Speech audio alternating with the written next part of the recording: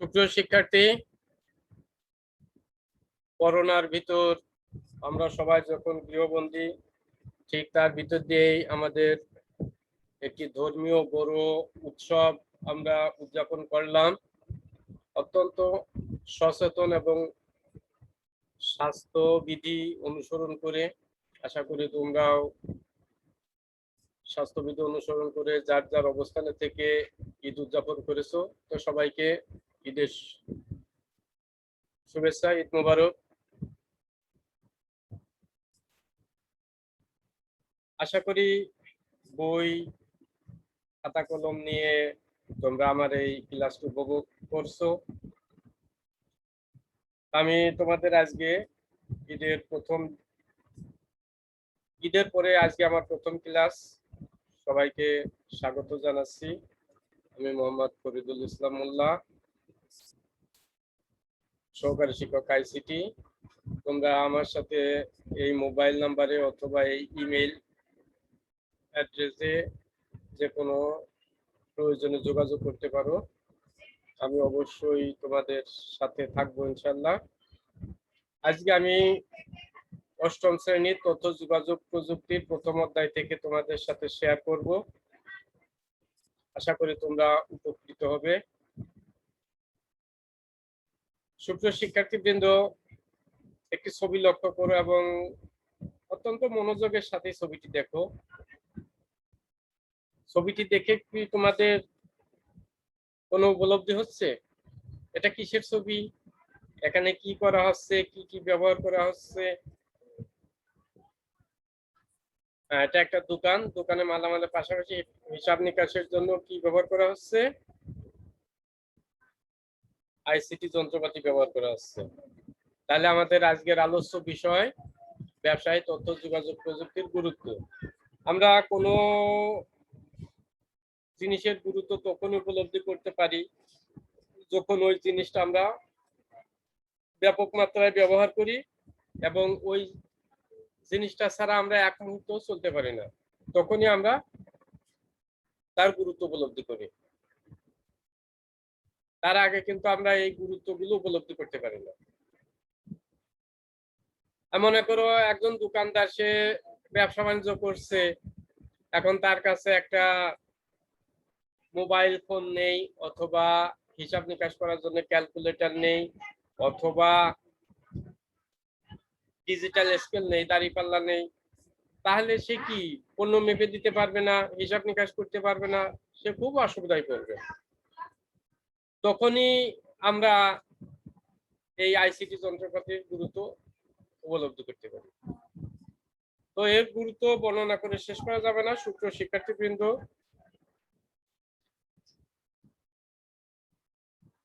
ICT আমাদের জীবনের বিভিন্ন ক্ষেত্রে যে পরিবর্তন সাধিত করেছে, ব্যবসা বাণিজ্যের ক্ষেত্রেও তার ব্যতিক্রম নয়।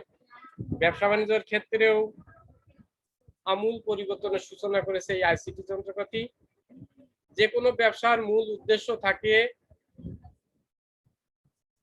স্বল্প সময়ে স্বল্প খরচে পণ্য উৎপাদন করা এবং সেই পণ্যটি অত্যন্ত দ্রুত সময়ের ভিতর বা দ্রুত সময়ে ভোক্তার কাছে পৌঁছে দেওয়া। এটা হচ্ছে একটা ব্যবসার মূল উদ্দেশ্য। এখন এই উদ্দেশ্য পূরণ করতে গিয়ে একজন ব্যবসায়ী যে সুবিধাগুলো ভোগ করে আইসিটির মাধ্যমে, সেই সুবিধাগুলো আমরা দেখি। প্রথমে আছে মজুদ নিয়ন্ত্রণ। এখানে একটা সফটওয়্যারের মাধ্যমে ওই ব্যবসায়ীর এই যে সিলেক্টেড একটা কোড দেয়া আছে 088/1, এটা আছে F001, অর্থাৎ কি পরিমাণ আছে, এটা আছে কি মাল, সে মালের বর্ণনা। তাহলে এইভাবে সফটওয়্যারের মাধ্যমে আমরা আমাদের মজুদ নিয়ন্ত্রণ বা মজুদের পরিমাণ আমরা এগুলো দেখতে পারি বা বুঝতে পারি। এই সফটওয়্যার তৈরি হওয়ার আগে একজন ব্যবসায়ী কি করতেন? তার গোডাউনে যেতে হতো। গোডাউনে গিয়ে তার মালামাল গুনে গুনে হিসাব করতে হতো, যার কতগুলো আছে, কি পরিমাণ আছে। কিন্তু এখন কিন্তু আর সেই গোডাউনে যাওয়া লাগে না, এখন সে দোকানে বসেই তার শোরুমে বসেই সে কি করতে পারে, এই সফটওয়্যারের মাধ্যমে তার কি পরিমাণ পণ্য মজুদ আছে সেটা সে জানতে পারে। এবং যে পণ্যের মজুদ একদম সীমিত হয়ে যায়, নতুন করে আবার সে সেই পণ্য আমদানি করার ব্যবস্থা করতে পারে বা উৎপাদন করার ব্যবস্থা করতে পারে। এভাবে আমরা পণ্যের মজুদ নিয়ন্ত্রণ করার ক্ষেত্রে আইসিটি ব্যবহার করতে পারি। এবার আছে উৎপাদন ব্যবস্থাপনায় আইসিটি। তথ্য যোগাযোগ প্রযুক্তি প্রয়োগে উৎপাদন ব্যবস্থায় প্রভূত উন্নতি করা সম্ভব।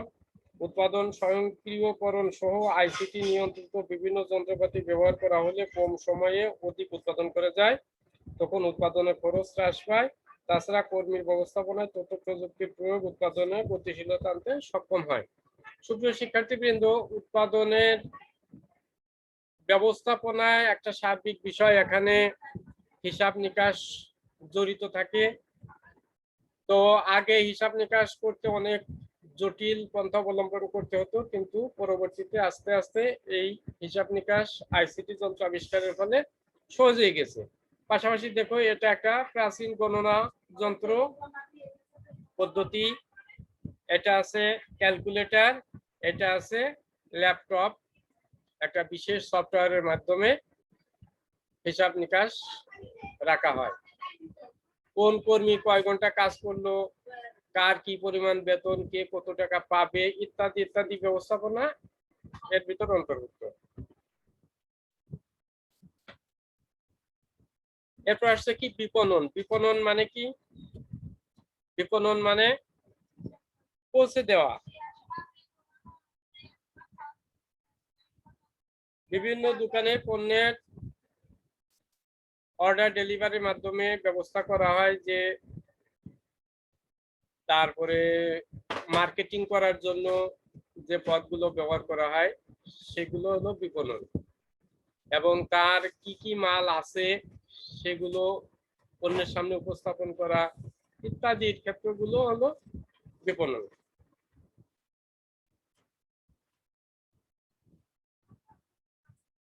এখন এই বিপণনের ভিতর আছে বাজার বিশ্লেষণ, প্রতিদ্বন্দ্বীদের সম্পর্কে তথ্য সংগ্রহ, মালামাল সরবরাহ করা এবং নিজের মালের প্রচার এবং প্রসার ঘটানো ইত্যাদির মাধ্যমে বিপণনগুলো সম্পাদন হয়ে থাকে।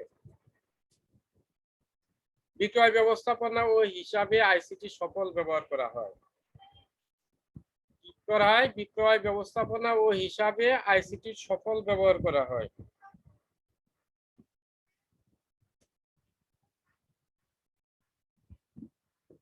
এরপর আসছে কি যোগাযোগ। ব্যবসা বাণিজ্যের সুবিধার জন্য অত্যন্ত গুরুত্বপূর্ণ একটা বিষয় হলো যোগাযোগ। এই যোগাযোগ ব্যবস্থায় আইসিটি কিভাবে ভূমিকা রাখে দেখো, মোবাইল ফোন ব্যবহার করে যোগাযোগ করা যায়, ফ্যাক্স করা যায়, ইমেইল করা যায়, ইন্টারনেট ব্যবহার করা যায়, ইন্টারনেট ব্যবহার করে যোগাযোগ করা যায় এবং ইন্টারনেট ব্যবহার করা যায়। সুপ্রিয় শিক্ষার্থী, ইন্টারনেট শব্দটি তোমাদের কাছে নতুন, আমি এর একটি ব্যাখ্যা দিই। ইন্টারনেট হলো আন্তর্জাতিক যোগাযোগ ব্যবস্থা, যে কেউ যে কারোর সাথে যোগাযোগ করতে পারে, এক প্রতিষ্ঠান আর এক প্রতিষ্ঠানের সাথে যোগাযোগ করতে পারে, এটা হলো ইন্টারনেট। আর ইন্টারনেট হলো একটা প্রতিষ্ঠানের যে আভ্যন্তরীণ যোগাযোগ ব্যবস্থা, এই যোগাযোগ ব্যবস্থাটাকে বলা হয় ইন্টারনেট। অর্থাৎ এই যোগাযোগ ব্যবস্থায় অন্য বাইরের কোনো প্রতিষ্ঠান এই পদ্ধতিতে যোগাযোগ করতে পারে না। এখানে একটা ছবিতে লক্ষ্য করো, এই যে মাঝখানে মনে করো একটা প্রতিষ্ঠান, আর এই প্রতিষ্ঠানের বিভিন্ন শাখা বিভিন্ন জায়গায় ছড়িয়ে ছিটিয়ে আছে। যেমন বাংলাদেশেরও যে কোনো কোম্পানির বিভিন্ন শাখা ঢাকা, খুলনা, চট্টগ্রাম, রাজশাহী, রংপুর বিভিন্ন জায়গায় থাকতে পারে। এখন তাদের যে আভ্যন্তরীণ যোগাযোগ ব্যবস্থা, সেই আভ্যন্তরীণ যোগাযোগ ব্যবস্থাটাকে বলা হয় ইন্টারনেট। তাহলে সুপ্রিয় শিক্ষার্থীবৃন্দ, তোমরা ইন্টারনেট সম্পর্কে বুঝতে পারলে।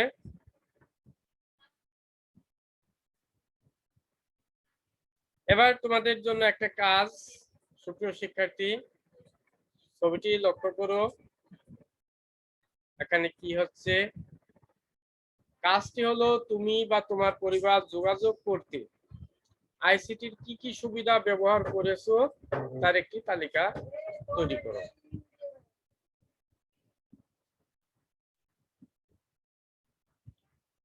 আশা করি প্রশ্নটি লিখে রেখেছো এবং বাড়িতে বসে তোমাকে এই প্রশ্নের উত্তরটি তৈরি করতে হবে। পরবর্তীতে যখন স্কুল খুলবে তখন তুমি কি করবে? তোমার স্যারকে দেখাবে।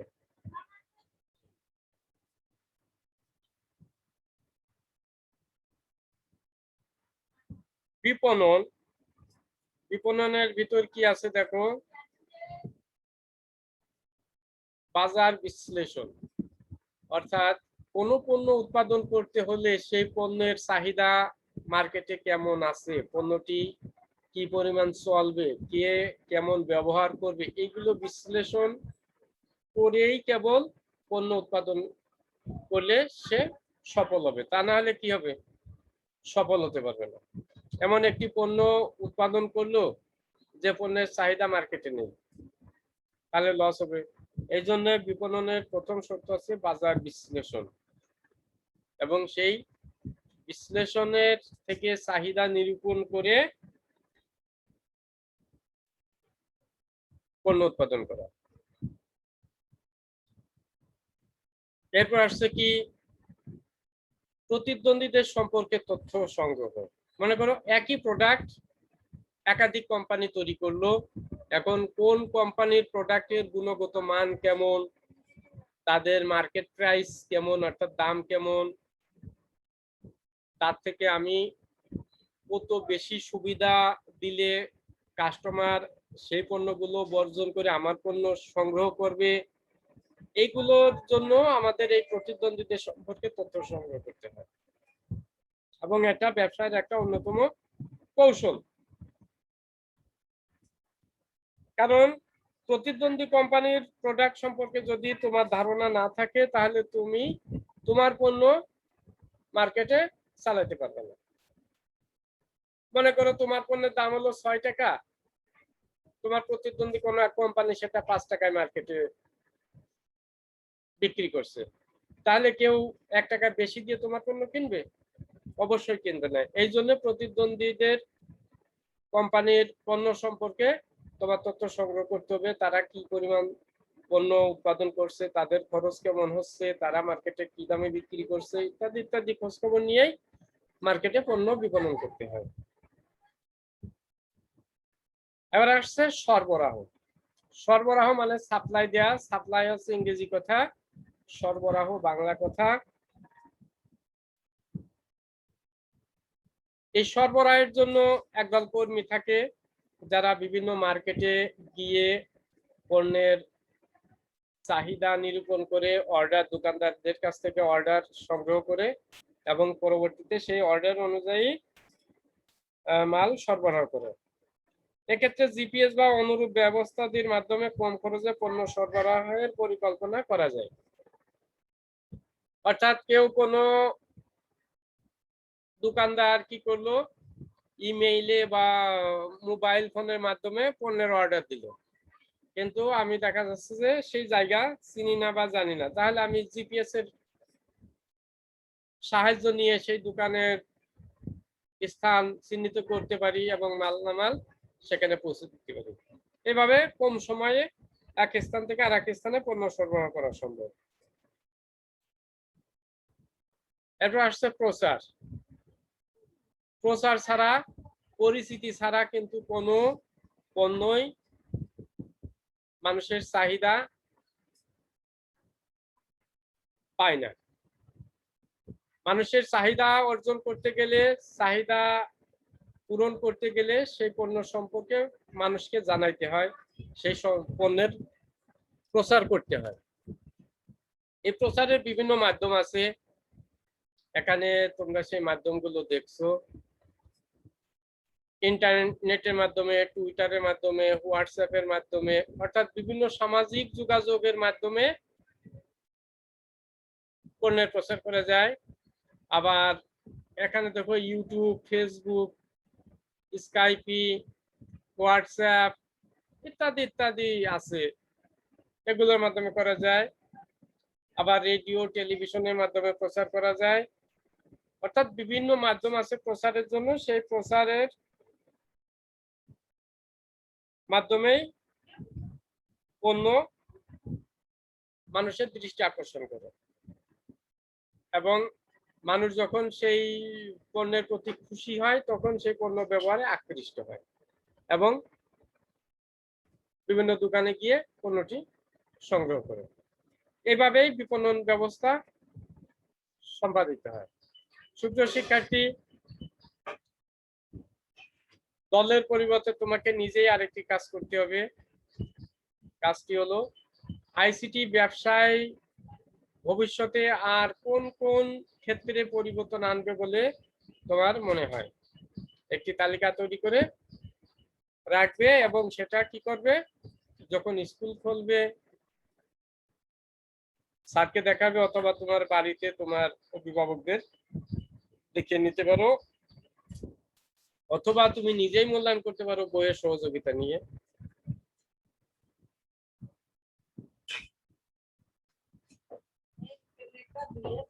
সুপ্রিয় শিক্ষার্থী, আমরা আজকের পাঠ শেষে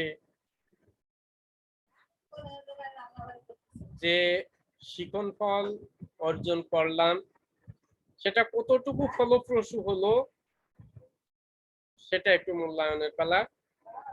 এই প্রশ্নটির উত্তর দাও, আইসিটি প্রয়োগে ব্যবসায়ের কি কি সুবিধাদি পাওয়া যায়। প্রশ্নটি লিখে রাখো এবং উত্তরও তোমার খাতায় লিখবে। উন্নত যোগাযোগের মাধ্যমগুলো কি কি, অর্থাৎ কি কি মাধ্যমে আমরা যোগাযোগ করি সেগুলোর নাম লিখতে হবে। সফল বিপণন ব্যবস্থার শর্ত কোনটি, এটা বহু নির্বাচনী একটা প্রশ্ন। সফল বিপণন ব্যবস্থার শর্ত কোনটি? অপশনগুলো আছে কম্পিউটার কেনা, প্রচার করা, দোকান সাজানো, হিসাব করা। তো সুপ্রিয় শিক্ষার্থী, আশা করি এই প্রশ্নগুলোর উত্তর তোমরা পারবে। যদি কারোর কাছে নতুন মনে হয় প্রশ্নগুলি, তাহলে তোমরা বইয়ের সহযোগিতা নাও, নিয়ে প্রশ্নগুলোর উত্তর তৈরি করো। যদি তোমরা কেউ আমার সাথে সম্পৃক্ত থাকতে তাহলে আমি নিজে উত্তরটি দিয়ে দিতাম, যেহেতু কেউ নেই অতএব তোমরা বই থেকে উত্তরটি সংগ্রহ করো। সুপ্রিয় শিক্ষার্থী, যেহেতু আজকের এই ক্লাসটা অনলাইনে ক্লাস এবং কেউ আমার সাথে যুক্ত নেই, তাই এই প্রশ্ন উত্তর পর্বেরও কোনো সুযোগ নেই। আমরা চলে যাচ্ছি বাড়ির কাজে। ব্যবসায় তথ্য যোগাযোগ প্রযুক্তির কিভাবে প্রভাব বিস্তার করে বর্ণনা করো। বাড়িতে থেকে স্বাস্থ্যবিধি অনুসরণ করে এই কাজটি করবে। সবশেষে সবাইকে ধন্যবাদ জানাচ্ছি এবং সবার সুস্বাস্থ্য এবং দীর্ঘায়ু কামনা করে আজকের মতো এখানে শেষ করছি। আল্লাহ হাফিজ।